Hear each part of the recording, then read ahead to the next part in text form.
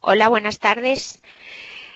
Vamos a empezar hoy con la primera de las 4 videoconferencias. Esta primera videoconferencia pues trata sobre el electrocardiograma normal y luego vamos a hablar un poquito de los bloqueos de rama. Bien, entonces, bueno,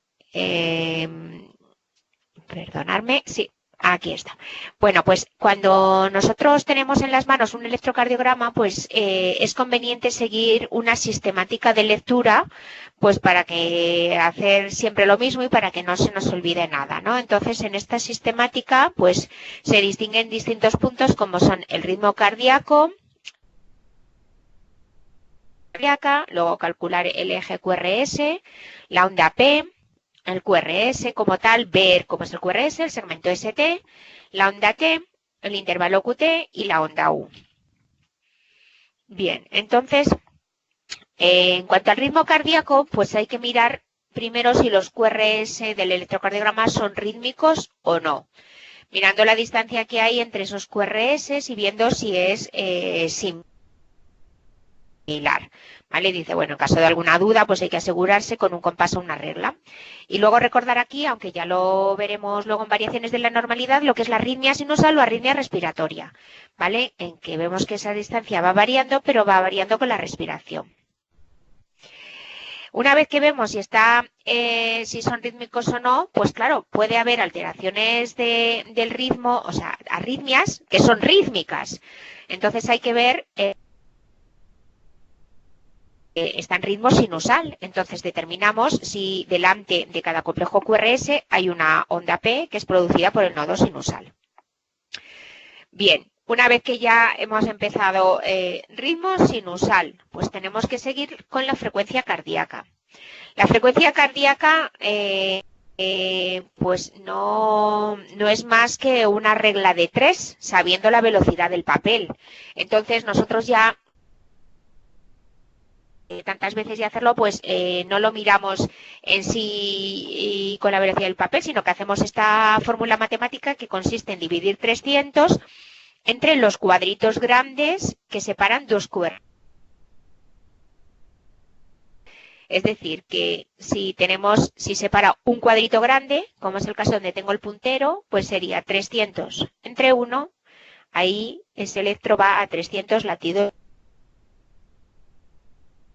Si fueran dos cuadritos grandes, pues serían 150 latidos por minuto. Si fueran 3 cuadritos grandes, este electro estaría a 100 latidos por minuto. Y si es un intermedio, pues podemos hacer una aproximación, ¿vale? Quiero decir que si no hay 2 cuadritos, sino que hay 2,5, hacer una aproximación, ¿de acuerdo? Recordad que el cuadrito pequeñísimo, los chiquititos son 0,0 segundos y entonces un cuadrito grande son 5 pequeños, con lo cual es 0,2 segundos, ¿de acuerdo? Y luego pues la fórmula para hallar la frecuencia pues deriva de esa distancia que hay entre dos QRS, ¿vale? Bien, a continuación pues ya tenemos que determinar. Primero recordad que el eje eléctrico de un adulto pues se encuentra a 60 grados, con que podremos decir una desviación entre 0, entre lo que sería 0, 90 grados. Y que tradicionalmente siempre hemos utilizado el triángulo de Einthoven pues para el cálculo del eje, porque lo que nosotros vamos a mirar es la polaridad de los complejos QRS en las distintas derivaciones frontales.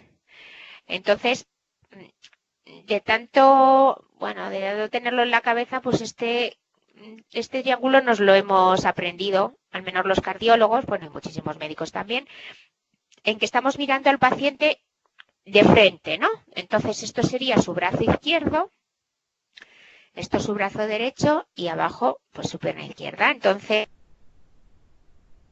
esto tendría una polaridad positiva, esta negativa, y esto sería la derivación 1. Luego tendríamos aquí la derivación 2, que se establece entre el brazo derecho y la pierna izquierda. negativo brazo derecho y pierna positiva, y luego la derivación 3, que tenemos entre la pierna izquierda y el brazo izquierdo, con positivo aquí y negativo aquí, ¿de acuerdo? Estos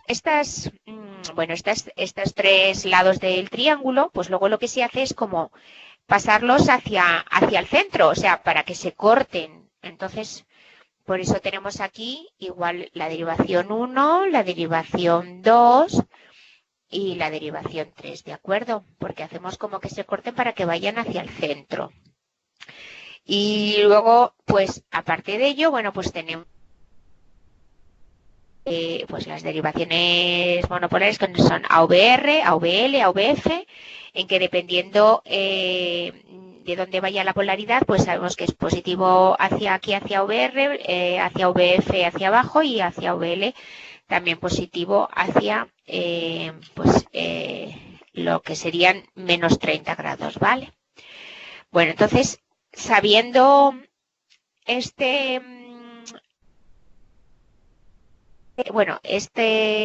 sistema que se llama hexaxial, ¿vale? Y cómo serían los distintos grados, que serían 0, 30 grados, 90 grados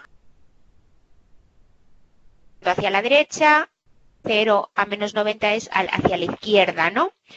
Entonces nos fijamos ya en las distintas derivaciones. Hay un método que es el que sería el más fácil, y en este caso, pues por ejemplo, vamos a explicar este caso, que digamos que es el más sencillo, ¿no? Vamos a explicar este caso. Entonces, el método para calcular el eje del QRS. Pues yo miro el electrocardiograma y veo que la derivación más isodifásica, es decir, cuando la parte positiva igual a la negativa, una parte positiva igual a la negativa, ¿de acuerdo? Esa sería la derivación isodifásica, que en este caso serían D1, ¿de acuerdo? Entonces, D1. Bueno, pues el eje sería perpendicular a D1. Como D1 se establece entre lo que sería lo que hemos dicho antes, brazo izquierdo y brazo derecho, la línea horizontal, pues perpendicular se situaría sobre AVF. Entonces, ¿qué hacemos los? El eje que es perpendicular a D1. Es decir, que tiene que estar o hacia menos 90 o hacia más 90. Pues fácil, lo que hacemos es mirar en AVF, y como en AVF el complejo es primordialmente ir hacia 90 grados, o sea que este eje estaría hacia más 90 grados. Sería un eje pues vertical, porque es perpendicular a D1. Y igual que hemos hecho esto, pues haríamos el resto de los ejemplos, ¿vale? Haríamos el resto de los ejemplos dependiendo de la básica. Por ejemplo, vamos a ver otro caso, por ejemplo este, ¿vale? Que además es otro fácil también. Aquí en principio no se ve bien, pero dice que la isodifásica es en AVF. Vamos a ver, entonces, si la isodifásica sería VF, el eje tiene que estar perpendicular, es decir, que estaría o a 0 grados o, a 180, ¿no? Entonces, que sería la derivación 1. Perpendicular, como la isodifásica es en AVF, pues el eje sabemos que está perpendicular. Entonces, ¿qué hacemos? Miramos en 1 y como es positivo, y hemos dicho que la positividad en el triángulo estaba hacia el brazo izquierdo, hacia esta parte, pues entonces el eje... Bueno, es verdad que si uno fuera estudiante de medicina y calcular el eje, pues resulta que es lo más difícil al principio de explicar. O sea que, Después de oírme, pues probablemente si fuéramos alumnos, nadie hubiera entendido nada. Pero luego, no sé lo que pasa, que a base de hacerlo, a mí es verdad que me resulta calcular el, ¿vale? O sea, que yo me enfrento con un electro y sé dónde está el eje. Y creo que a todos los demás, al final, a todos los médicos que los electros, pues les llega pasando lo mismo. ¿Qué ocurre si no tenemos isodifásica? Pues si no tenemos isodifásica, pues lo que hacemos es, por lo menos, localizar en cuadrantes. ¿De acuerdo? Localizar en cuadrantes y lo que hacemos es ver. Entonces, por ejemplo, miramos la 1 y la VF y lo vamos a hacer de forma fácil. Si miramos en AVF, ¿no? Entonces, en AVF el complejo QRS sobre todo es negativo o es más negativo. Bueno, pues eso quiere decir que si tenemos aquí AVF, ¿vale? Y es negativo, para que sea negativo tiene que estar por grados el eje, o sea que estaría situado entre 0 y 90. Como miramos en 1 y el eje, el QRS es positivo, pues ya tendría que estar localizado en este cuadrante, o sea que izquierda. Es decir, estamos mirando, o sea, cuando no hay isodifásica y lo que estamos mirando es en qué localización está, pues lo que, o sea, la polaridad de los complejos QRS. Una cosa pequeña, por ejemplo, para deciros, en un electro normal que está entre 0 y 90 grados, por ejemplo, esto es para daros un consejo, en D1 siempre es positivo. O sea, la mayoría de las personas tienen un eje entre 0 y 90 grados, con lo cual la mayoría tienen en 1 es positivo, ¿de acuerdo? Porque es muy difícil ver el QRS porque el QRS negativo en 1 significaría que estaba hacia la derecha. Entonces, ya con ver 1, sabemos que el eje está en este hemicampo.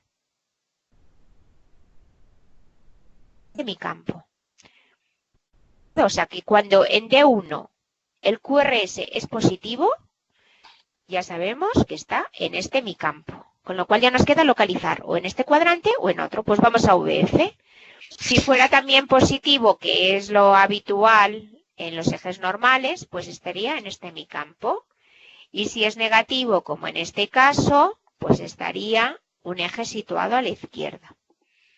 ¿De acuerdo? Luego, ya la elección más precisa o no, pues habría que mirar pues otra tercera derivación. ¿De acuerdo? Por ejemplo, en este caso, pues hay veces que podemos decir, bueno, AVR o asumir una isodifásica, pues aquí podríamos decir, bueno, pues parece que en AVR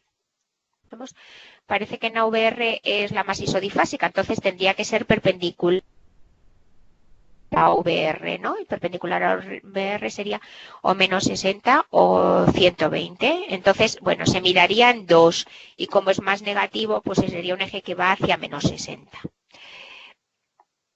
Hasta aquí todo lo que digo del eje, porque luego esto se aprende como se aprende a estudiar, estudiando, ¿no?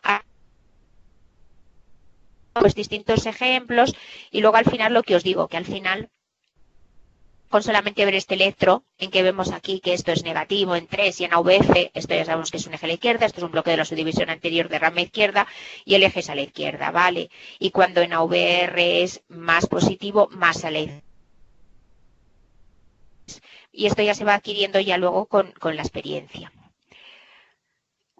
Por ejemplo, en este electro ya solamente con ver que en uno y que en AVF es positivo, ya este es un electro con un eje normal, entre 0 y 90 grados. ¿De acuerdo? Y luego, pues en este caso, probablemente podríamos utilizar la de 3 como isodifásica. Entonces, pero ya con ver estas dos cosas que os digo, mirar en uno y en AVF y ver que los dos sería un eje situado en el cuadrante normal. Bien. Bueno, una vez que ya hemos dicho ritmo sinus por minuto, eje 60 grados, pues pasamos poco a poco las distintas ondas y los distintos intervalos, ¿no? Entonces, la duración de la onda de 0,10 segundos, que serían dos cuadritos y 2,5 milímetros de ancho. Y un voltaje de 0,20 voltios, que es y medio de alto. ¿De acuerdo? Entonces, suele ser la P positiva en todas las derivaciones, excepto en AVR, donde es negativa, y V1, que suele ser isodifásica. Y el intervalo PR se mide entre el inicio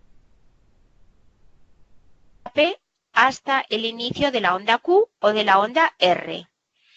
Y el valor normal es de entre 0,12, 3 cuadritos pequeños y 5 cuadritos pequeños. ¿Vale? O sea que cuando es por debajo sería un PR corto, cuando es por encima, pues hablamos del bloqueo V de primer grado. Bien, entonces hemos visto que en este caso, pues la onda P es normal. A continuación, vemos también cómo es el complejo QRS y ahora aquí pues nos vamos a detener un poco porque la base de los bloqueos, sabiendo cómo es el complejo QRS en las derivaciones precordiales, o sea, normales, el complejo QRS normal, ¿de acuerdo? Entonces nos vamos a detener ahora en un ratín, ¿no? Entonces, el complejo QRS, pues sabemos que está formando por distintas ondas que dependiendo de cuál es la primera, pues se denomina de una forma o de otra. Por ejemplo, aquí, pues tenemos una pequeña onda que es negativa, entonces sería una Q, una real, no sé qué va después, pero aquí, por ejemplo, que no tenemos esta pequeña deflexión inicial, pues esto sería un complejo R alto S, ¿de acuerdo? Aquí están igual RS, aquí esta onda negativa, que sería una onda Q, esto sería un QS, ¿no? Porque hay un complejo profundo negativo. Este, por ejemplo, es una R pequeña S grande, ¿de acuerdo?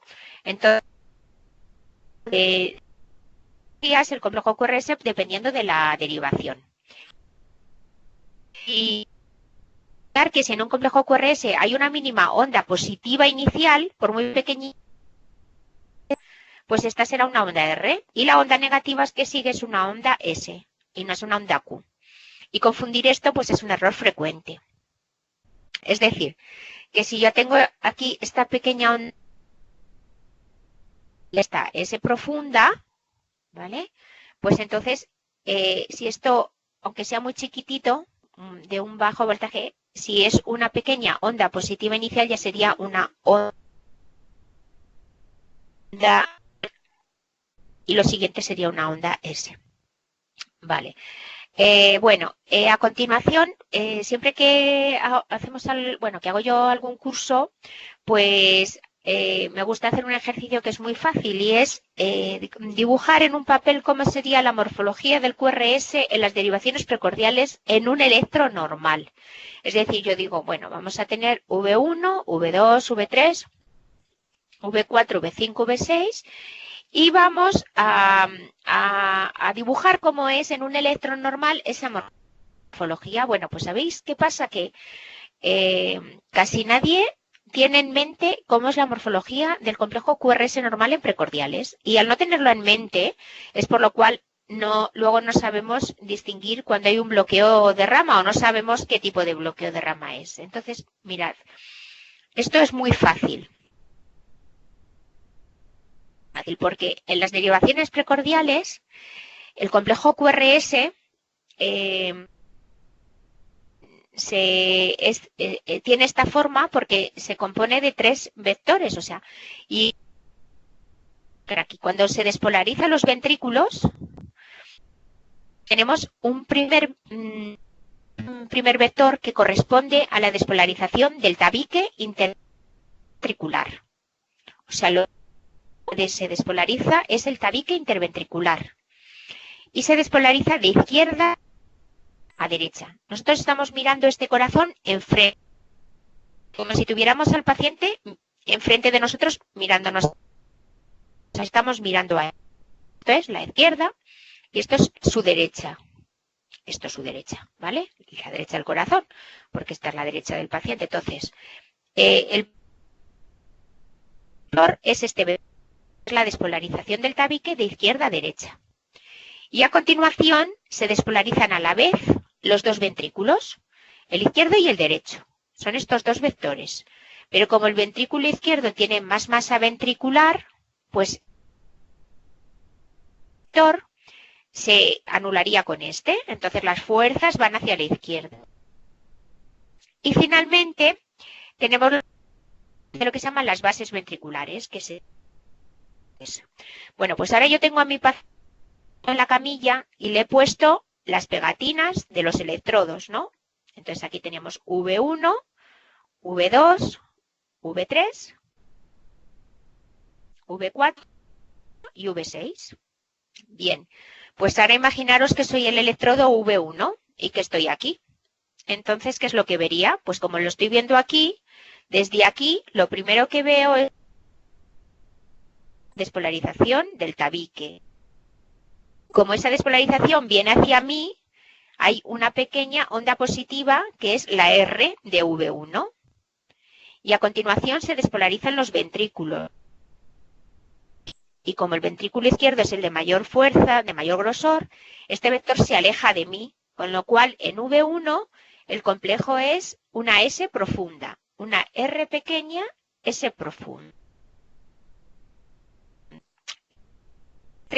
En este caso quedaría también dentro de lo que sería este vector de ventrículos.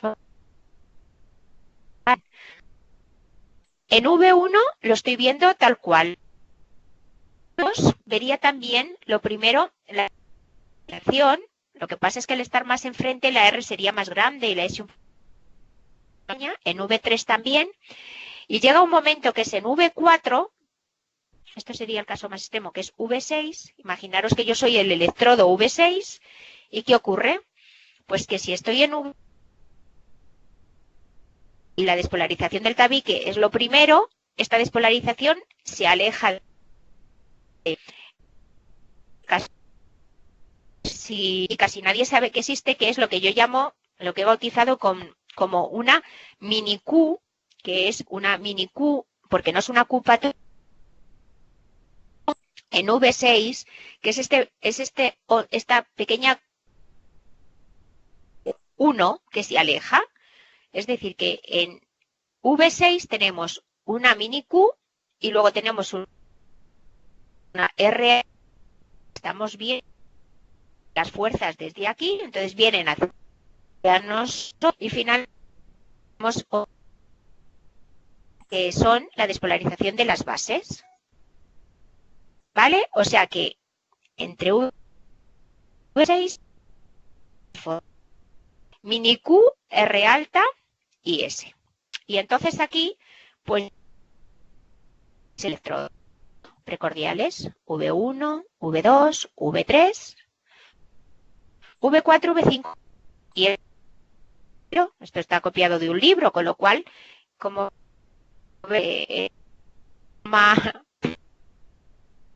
científica, pues estamos aquí viendo pues esa mini Q que digo, la R, la S, esta R más grande y luego S y esto. Bueno, pues veis que va cambiando el color. R pequeña, S profunda, R más grande, S, R más grande, S más pequeña y V4 mini Q. Vale, pues esto sirve para entender el concepto de transición. Entre V4 es donde se produce la transición y esto es la transición. Que este es un concepto que también muchas veces, o sea, me preguntáis que no entendéis el concepto de transición, pero es porque nunca he explicado bien como es la morfología QRS en las derivaciones precordiales. Entonces, ahora yo creo que una vez explicado así, se entiende que la transición normal está entre V3 y V4. Es ese punto donde cambia la morfología de RS de ser una R, ser una R alta y S. ¿De acuerdo? Bien, lo tenemos aquí positiva, la transición normal. Y con este concepto de translejado los conceptos que se llaman de levorrotación y de destrorrotación. Bien, son conceptos que es una, bueno, no vamos a decirlo, una tontería, pero muchos problemas. Entonces, el concepto en sí tampoco implica mucho más en lo que es el electro. Entonces, yo lo voy a llamar como si pincháramos el corazón por uno, o sea, lo estamos atravesando con un pincho 1. Yo estoy aquí, o que giro hacia una parte o hacia otra, una plancha quiero decir, o sea, yo cojo el pincho y sobre ese eje. Entonces, cuando hacia la rotaria y cuando giro este corazón sobre ese eje, se llama hacia la izquierda o rotación antihoraria. Esto lo que hace es el concepto que cuando hay una destrorrotación o rotación horaria, que es este caso, y que serían los casos de crecimiento del ventrículo derecho estuviera por encima del ventrículo izquierdo, pues la transición es tardía. Es decir, eso que os he contado antes, donde cambia de RS a mini QRS, aquí cambia, persiste con RS, RS, RS, RS, y eso se llama transición tardía. Que si hay una levorrotación o rotación horaria por crecimiento del ventrículo izquierdo, hipertrofia del ventrículo izquierdo, transición es precoz, y entonces aquí tenemos que ese cambio de la mini QRS, esta mini Q, pues aparece entre V1 y V2, ¿vale? Y esto es lo que se llama la transición precoz, que corresponde a levorrotación, rotación antihoraria, crecimiento, hipertrofia del ventrículo izquierdo. Vale, pues esto es, digamos, lo más bonito de toda la clase y lo que quizá crea más dudas o nunca habéis profundizado en ello o nunca os lo han contado, pero que una vez que se entiende, pues la verdad es que luego ya es difícil de olvidar. Vais a escuchar, lo volvéis a repetir, veis distintos electros y bueno, pues por ejemplo en este caso, ¿qué pasa a veces? Que a veces esa que te 4, pues no se ve tan bien, es verdad, no aparece, pero estrictamente tendría que aparecer, como hemos visto en el caso de la diapositiva anterior, ¿vale? Y ahí es lo que digo yo de la transición, ¿vale? Bien, os he explicado ya cómo son las derivaciones. Hablamos de la onda T. La onda T también es otra onda T muy... La onda T todo el mundo sabe que suele ser positiva en todas las derivaciones y de ahí vienen los problemas cuando hacemos un electro y vemos una onda T negativa en V2, V3, en las precordiales, en 2, 3 y AVF, que no nos resulta normal y ya también mandamos al paciente para estudiar cuando hay una onda ese signo de isquemia, ¿no? Entonces empezamos a preguntarnos si esa onda T que es negativa, pues si será que es anormal, pues ¿por qué será anormal, no? Sí que es verdad que en AVR casi siempre, la T es negativa, evidentemente, y ST pues es el famoso segmento ST, que suele... y que es lo que corresponde a cuando o el descenso del segmento ST. Bien, el intervalo QT, pues el intervalo QT corregido hay una fórmula que está aquí expuesta, están los apuntes, pero que normalmente cuando nosotros hacemos un electro, pues ya el electro lo interpreta y nos da un valor que se ajusta, regido que se ajusta a la frecuencia cardíaca.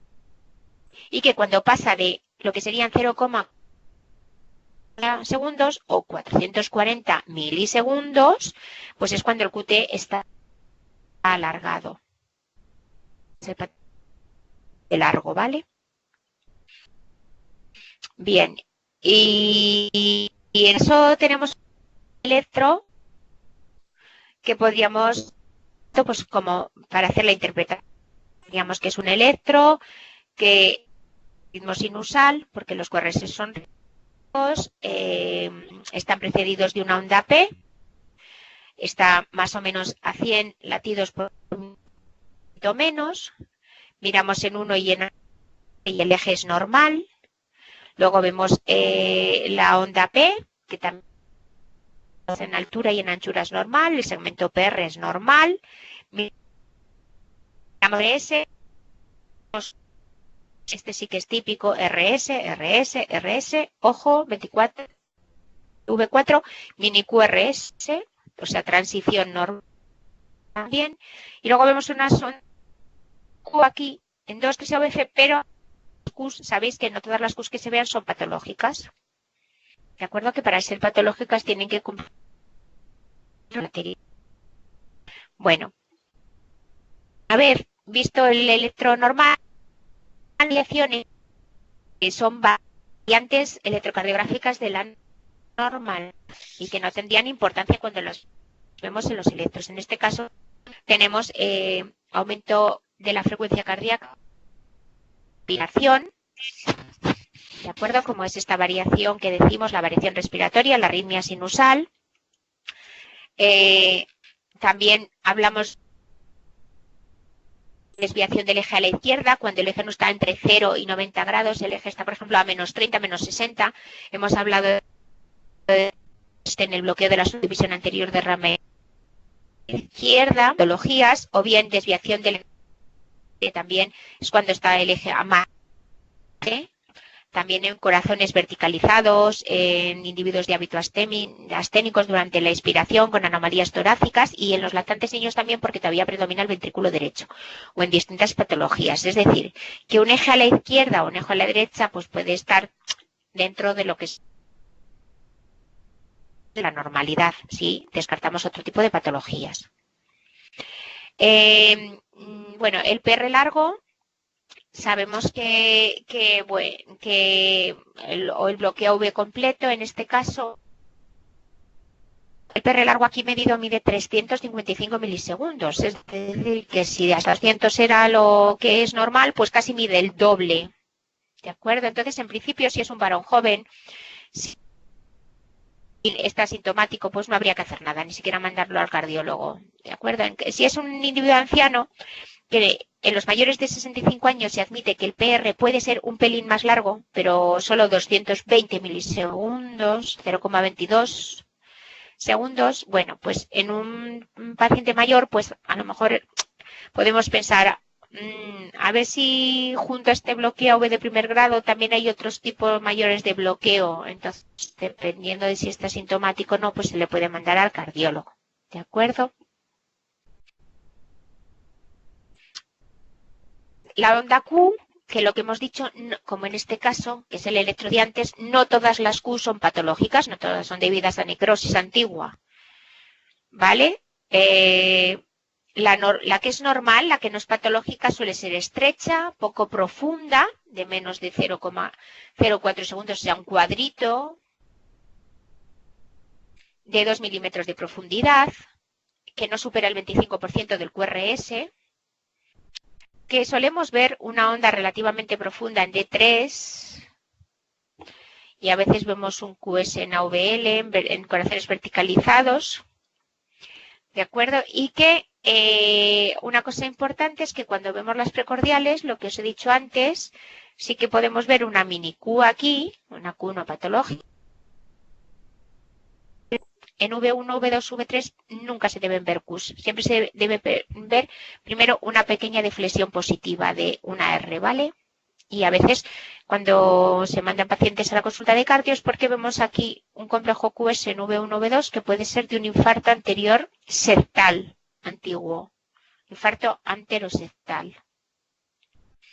Luego otro concepto últimamente muy manejado y muy debatido es el concepto de repolarización precoz, que está asociado con gente joven. Realmente o en los últimos tiempos ha sido muy debatido porque en algún estudio se indicó que estaba asociado a muerte súbita y esto produjo una gran alarma, porque imaginaros la cantidad de jóvenes y niños que tienen un patrón de repolarización precoz.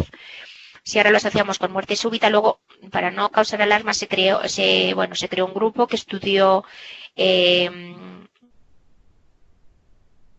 este patrón y al final ya se ha visto que no está relacionado con la muerte súbita. Es esta elevación del segmento ST que se ve generalizada, que por supuesto no corresponde a una pericarditis tampoco. El paciente llega a hacerse un preoperatorio, se va a operar de rodilla, por ejemplo, o de menisco, y entonces pues tiene este patrón de elevación del ST de esta forma cóncava, y esto es el patrón de repolarización precoz. Y unido a esto, pues hay también un patrón muy chulo, muy bonito, que es la repolarización precoz y el deportista. Bueno, deciros que es verdad que se ha hablado que el deporte hace el deporte de competición, el deporte, pues eso, el deporte de deportistas que se dedican a ello, pues produce cambios en el corazón. Pero los cambios que producen en el corazón el deporte, aunque sea de alto rendimiento, no son patológicos, sino que son una serie de activos que se producen en el corazón, pero que no tienen importancia. Entonces, a veces vemos un aumento una dilatación del ventrículo izquierdo, una pequeña dilatación del ventrículo izquierdo, pero nunca hay hipertrofias exageradas que pudieran ser consideradas patológicas. Y de ahí que de repolarización, pues este es el patrón de repolarización precoz típico, y este es un patrón que existe en atletas de dolor, en los afroamericanos.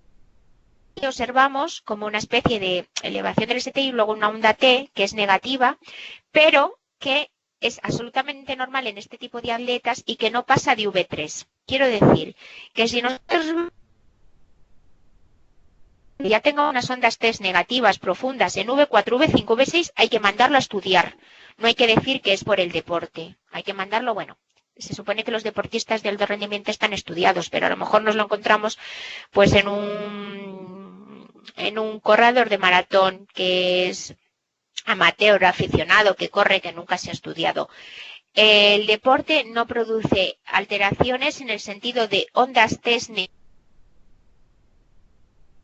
en derivaciones precordiales más allá de V3, con lo cual siempre está obligado que cuando las veamos hay que descartar patología cardíaca, miocardiopatía hipertrófica incipiente, que es lo que tenemos este tipo de alteraciones. Entonces aquí, pues esta figura me encanta, por eso la puse, porque dice diferentes patrones de repolarización precoz en 2 atletas saludables. ¿No? Esta que es la versión europea, digamos, con una concavidad, con una onda T positiva, y luego la B, pues es una elevación del segmento ST con una convexidad, porque se ve convexo, y luego seguido de una onda negativa, pero que no llega más allá de V3. ¿De acuerdo? Bien. Y estas ondas T negativas, en muchas mujeres jóvenes o en adultos sanos hay una onda T negativa en V1, que es normal, y esto se encuentra en el 20% de los adultos sanos. También se ven mujeres, y lo mismo que antes os he dicho, los deportistas afroamericanos de color, pues también en sujetos de raza negra puede aparecer una onda T negativa hasta V2 e incluso V3, pero no más allá. ondas T son asimétricas, muy profundas, y esto suele ser normal en los niños y se mantiene durante los primeros años de vida. Por eso, cuando persiste en la edad adulta, se denomina persistencia del patrón infantil. Y tampoco hay que darle importancia porque es verdad que esto es un hallazgo muy, muy frecuente en mujeres. Ver estas ondas T negativas de V1 a V3. Igualmente a esto también es muy frecuente lo que se denomina el bloqueo incompleto de rama derecha, ¿vale? Que es esta R', un complejo QRS que no es ancho, esta es normal, no supone patología de base y a veces desaparece bajando los electrodos de V1 o V2, uno o dos espacios intercostales. Esto es súper importante, bueno, súper curioso, porque recientemente llegaron unos papás con una niña que tenía unos 16 años o así, porque en el habían hecho un electro y tenía un bloqueo incompleto de rama derecha. Entonces, bueno, antes de pasar por la consulta, pues pasa por los electros, se le hace un electro y ahí no tenía ni bloqueo, era un electro absolutamente normal. Una segunda onda R, ¿qué había pasado? Pues que esto seguramente el centro de salud le habían puesto un poquito más altos los electrodos. Entonces, bajarlos un poquito, V1 y V2, uno o dos espacios intercostales y esto desaparece. Y aunque siguiera apareciendo, es una variante de la normalidad. Vale, seguimos aquí con la onda U, que tiene un significado incierto, que es una onda que hay después de la onda T, que puede ser dentro de patologías estructurales o también anomalías del tiroides o ciertos fármacos y que también está muy relacionado con lo que se llama, bueno, la hipopotasemia, ¿no? Que es como lo que te asocias a la onda. Y dependiendo de cuanto más hipopotasemia, una onda U más evidente. Vale, bueno, pues hasta aquí hemos hablado del electro normal y de las variantes de la normalidad. Y a continuación vamos a hablar un poquito lo que nos quede en este cuarto de hora de los bloqueos de rama y los semibloqueos. Para saber esto, pues nos recordamos el sistema de conducción con el ADG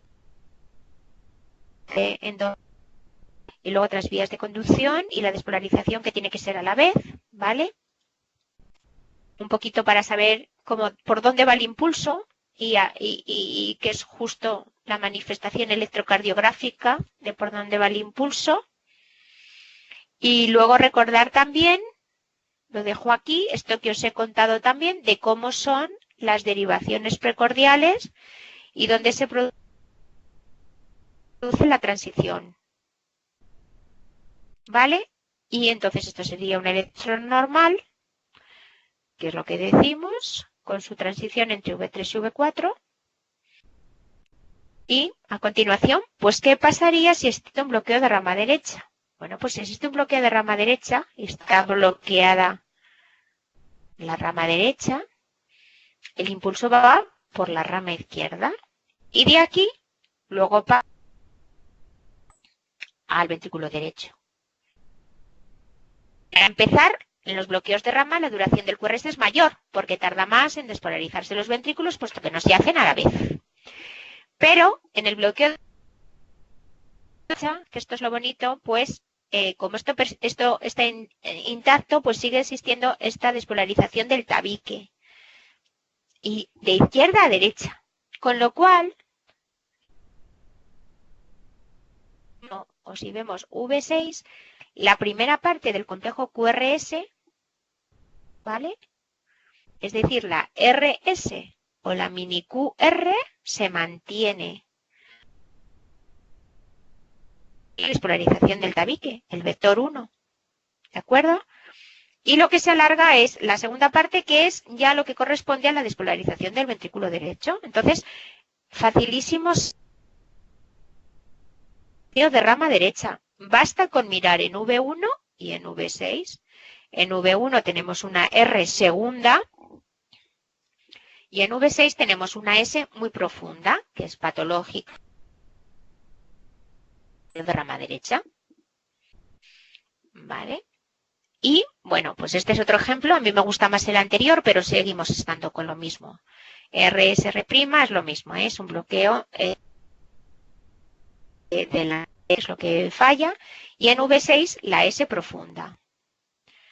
Y aquí tenemos las características del bloqueo de rama derecha con la duración del QRS, un eje que puede ser de... También el bloqueo de rama derecha, saber que puede verse en personas sanas, que si una persona sana tiene, o sea, una persona tiene un bloqueo de rama derecha, no hay que alarmarse tampoco. El de rama izquierda sí que obliga a descartar patología cardíaca, pero el de rama derecha no. Que cuando es menor de 0,12 segundos el bloqueo incompleto, que también puede haber asociación entre el bloqueo de rama derecha y el bloqueo de la subdivisión anterior, y que también se puede ver en patologías. O sea, podemos decir que es una variante de la normalidad, pero por ejemplo, las típicas patologías derechas, epocor pulmonale y la comunicación antiauricular tipo ostión segundo se asocian con bloqueo de rama derecha. Y aquí tenemos un de lo que sería el bloqueo de rama derecha, R pequeña, S, bueno, ya con distintas variaciones según el eje. Aquí, aunque también va a ser bloqueo que es, bueno, un bloqueo posterior, pero bueno, lo que queremos fijarnos es que es el bloqueo de rama derecha. Y este ejemplo está bien, porque esto es muy llamativo en el sentido de cuando vemos este electro, bueno, para empezar está el ST elevado. Esto es un infarto, ¿vale? Un infarto en fase subaguda. Aquí ya vemos Q, ¿vale? Vemos Q porque como era V1 y hemos dicho que lo primero que tiene que haber es una R y esta R no está, pues esto es una onda Q de infarto. Ok. Pero, si no existiera esta segunda R, sería un complejo normal. Pero al existir esta segunda R, esto significa que el paciente una fase subaguda en el que ya tenemos Q, pero con un bloqueo de rama derecha que podía tener el paciente ya de base. ¿De acuerdo? Porque esto que vemos aquí es la segunda R de rama derecha. El bloqueo de rama derecha con la necrosis anterior, ¿de acuerdo? Bueno, y a continuación tenemos el bloqueo de rama izquierda. Entonces, ¿qué ocurre en el bloqueo de rama izquierda? Pues que es la rama izquierda es la que está bloqueada y entonces el impulso va por la derecha y de la derecha pues a la izquierda, con lo cual la morfología del QRS ya no se corresponde para nada con la normal, porque falta también esta despolarización del tabique, el vector 1. Y entonces, pues, esta morfología no tiene nada que ver y es una morfología que se caracteriza por ser un complejo QRS ancho, por tener una forma con mellada o no, que mini Q que veíamos y que V5, V6, 1 y AVL es igual, es como es lo que yo llamo como una casita. Entonces esto es de rama izquierda. Bloqueo de rama izquierda, tenemos aquí, pues lo vemos igual. V5, V6, hay como una forma con igual en 1 y en AVL. Y una cosa importante también es que las ondas, o sea, el complejo ST y la onda T están inversamente al complejo QRS, o sea que también en el bloqueo de rama izquierda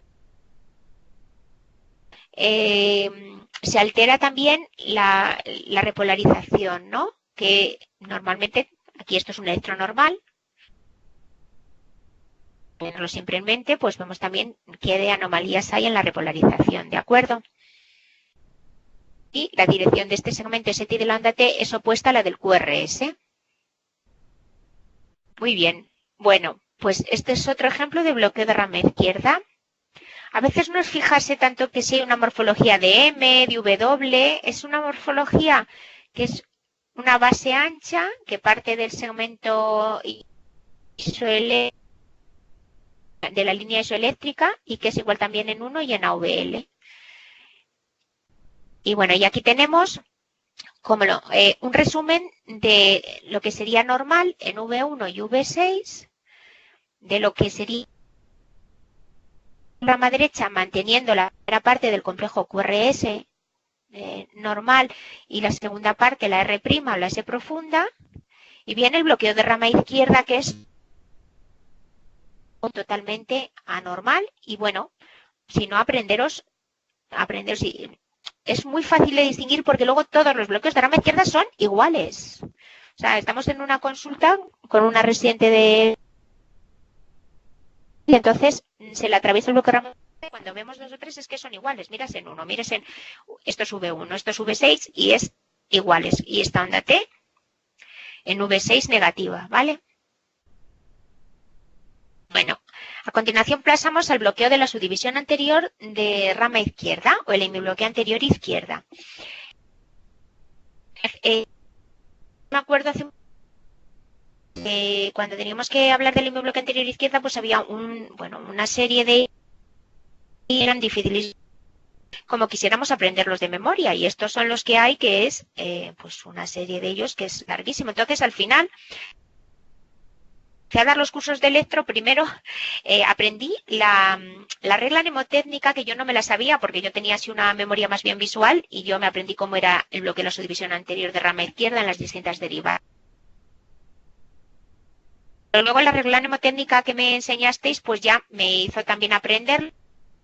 La regla mnemotécnica solamente traduce cómo están, si los complejos QRS son positivos o negativos, ¿no? El famoso PNN da pena. PNN da igual, pena. ¿De acuerdo? ¿Y esto qué traduce? Pues esto traduce cómo sería la morfología del complejo QRS si hubiera un eje extremadamente... Porque el bloqueo de subdivisión anterior de rama izquierda se caracteriza por un eje que es extremadamente izquierda, menos 60. Cuanto más extremadamente izquierda, en AVR es más positivo, es decir, menos negativo, más hacia menos 60, cerca de menos 90, ¿de acuerdo? Entonces, todos los ítems que hay y que caracterizan diciendo cómo son las derivaciones en las distintas, cómo son los complejos QRS en las distintas derivaciones. Y no hay más. Si nosotros seguimos viendo esto, que sería el bloqueo de la subdivisión, pues te dice, por ejemplo, en D2, se registra una onda R seguida de una onda S profunda. Pues de acuerdo, porque cuando hemos dicho que hay un eje muy izquierdo, en 3 y en AVF, son muy negativas. Y entonces esto no es más que un eje izquierdo, independientemente de que también no sabemos la regla mnemotécnica, ¿vale? ¿Vale? Que en AVR hay una R terminal y que si esta R es muy alta, pues es más a la izquierda, es este eje del QRS. Y así sucesivamente. Y luego también nos habla de las precordiales, pero que normalmente yo en el hemibloqueo de la precordial no lo miro, que hay una S profunda en V6. De acuerdo. Entonces, bueno, pues si nosotros tenemos aquí este electro, que sigue siendo igual lo que decimos, esto sería positivo, negativo, negativo, PNN da igual con un VR muy... da pena, pues esto sería un eje muy izquierdo, menos... pues menos 75, vamos a poner, y esto es un hemibloqueo anterior izquierda. Tenemos aquí otro igual, PNN da pena igual, con las frontales nos sirve, y hasta aquí y luego el posterior izquierdo, que aislado es muy poco frecuente. Normalmente se ve habitualmente en combinación con el bloqueo de rama derecha. Hay que descartar la presencia de un corazón vertical, la duración del QRS es menor de 0,12. Y en el hemibloqueo posterior izquierda, el eje va de 90 a 120, es como un eje a la derecha. Y entonces, ¿cómo hacemos? Pues la regla mnemotécnica que será positivo, lo que antes negativo, positivo, positivo, da igual, y luego negativo y positivo, ¿vale? Entonces, aisladamente, un eje así a la derecha, es decir, una D1 con un complejo QRS predominantemente negativo, es muy poco frecuente. O sea, alerta, pues un eje a la derecha puede ser un hemibloqueo posterior izquierdo, aparte de luego descartar otras patologías, ¿vale? Porque no. Y normalmente, bueno, tenemos combinaciones, que es la del bloqueo de rama derecha y el bloqueo de la subdivisión anterior, que es la combinación más común.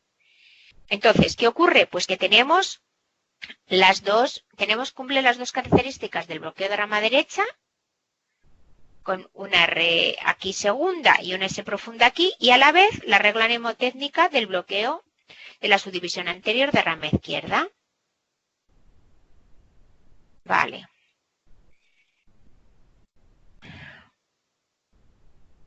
De acuerdo, esto es un apunte, decir que como el septum se activa de forma normal, de izquierda a derecha, la aparición de un bloqueo de rama derecha no modifica esta activación inicial del QRS. Y también puede haber ondas Q en derivaciones precordiales que en el hemobloqueo no desaparecen. Luego tenemos un caso clínico muy bonito, porque esto era un paciente que, bueno, aquí en el año 81 tenía un bloqueo de la subdivisión anterior de rama izquierda solo, y con el paso del tiempo desarrolló también un bloqueo de rama derecha a la vez, o sea, una combinación. Al final, pues, el PR aumentó, y cuando hay bloqueo de rama derecha y bloqueo de la subdivisión anterior de rama izquierda, es lo que se llama el bloqueo trifascicular. Y también tenemos el bloqueo de rama derecha combinado con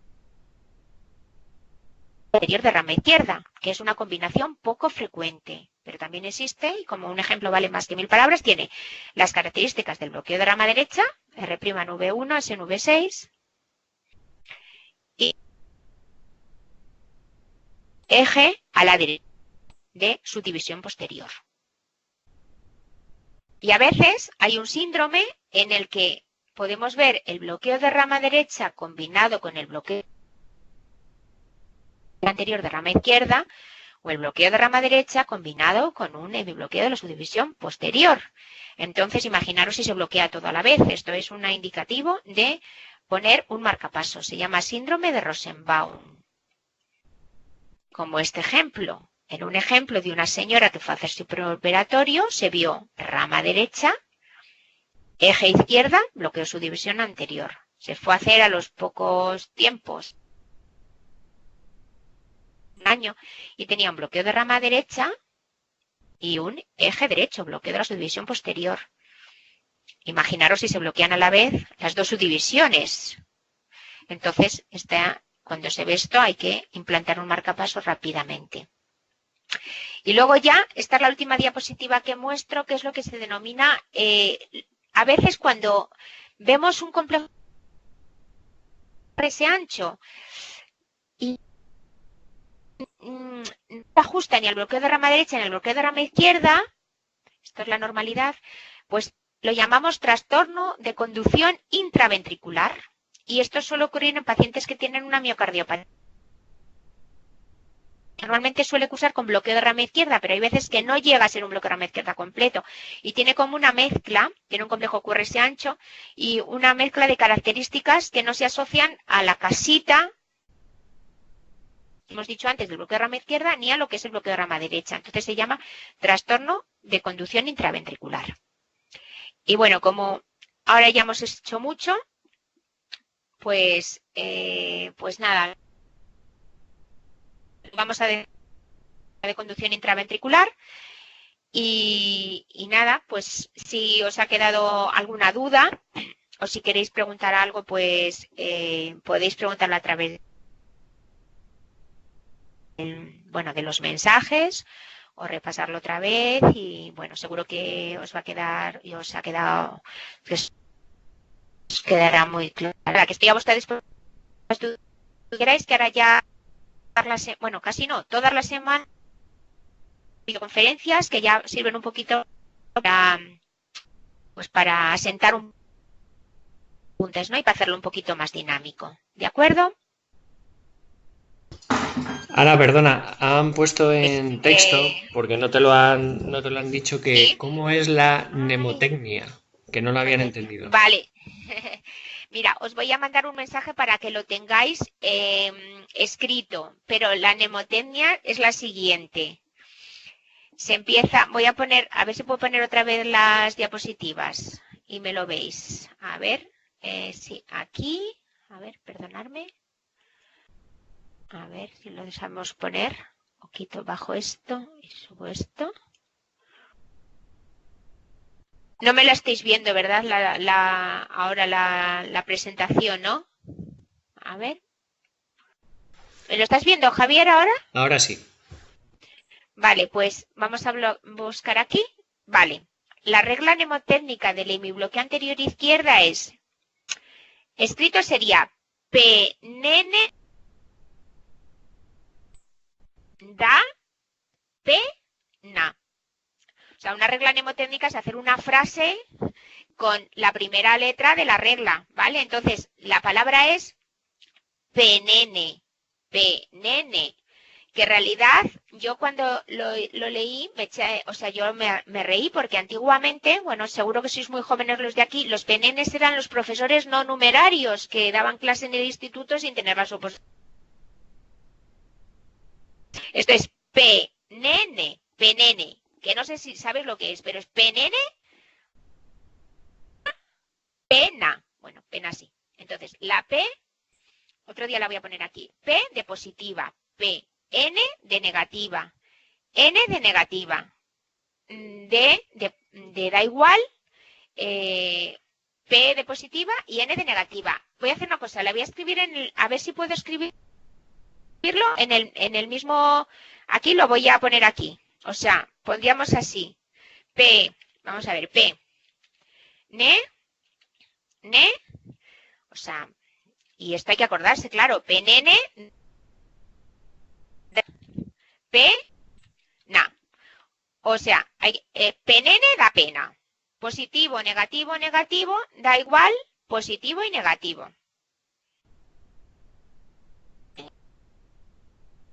Esto es para que algunos no hace falta a lo mejor ni que os acordéis de la regla mnemotécnica, que ya tenéis memoria visual, que es lo que me pasa a mí, y no necesitaba estudiarme la regla, ya solamente con ver la morfología en las derivaciones frontales, pues ya me los decía, ¿de acuerdo? Y luego, si es de la subdivisión posterior, esto es subdivisión anterior, ¿vale? Y entonces, es de la subdivisión posterior, no tiene regla, sino que es lo contrario. N, P, P, bueno, el da igual sí, da, negativa y positiva. O sea, esto sería subdivisión posterior. Pero esta ya no tenemos ninguna regla como tal, sino que hay que decir, pues me sé la del anterior, pues lo cambio. Sí, la de da igual es la AVR.